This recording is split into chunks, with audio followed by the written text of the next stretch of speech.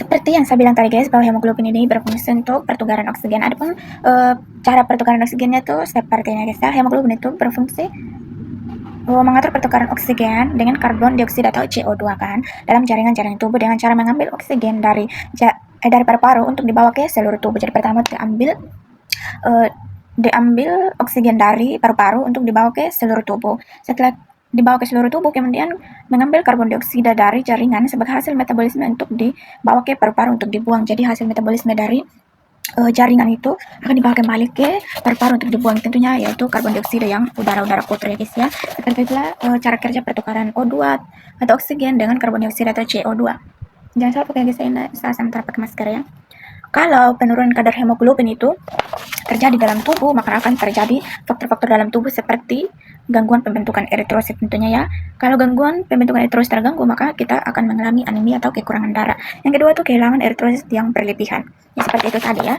Terus yang ketiga tuh ada hemodilusi atau pengenceran darah. Misalnya pada kehamilan, kelebihan cairan intravena. Yang keempat tuh pengaruh obat-obatan ya guys.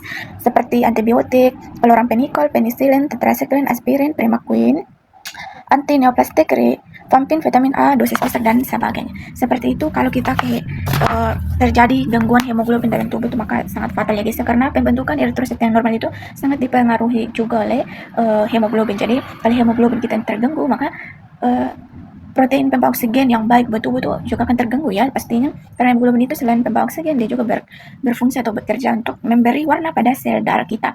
Jadi kalau warna darah kita merah itu karena fungsi dari hemoglobin yang memberi warna merah pada sel darah merah begitu ya guys. Dan selain itu dia juga berfungsi untuk bertugas untuk pertukaran oksigen seperti yang saya jelaskan tadi ya, itu pertukaran O2 dengan CO2. O2 itu udara yang kita hirup guys, masih bersih, jadi akan ditukar dengan CO2 dari dalam tubuh kita ini yang sudah kotor untuk dikeluarkan. Jadi jika bernafas ambil udara itu mengeluarkan darah, itu yang dinamakan CO2. Begitu dulu hari ini ya guys ya, cukup dulu hari ini. Nanti besok apa yang saya belajar saya akan cerita dan bagikan untuk kalian juga. Oke, bye. By the way, ini maskerku nanti bilas mukaku ya.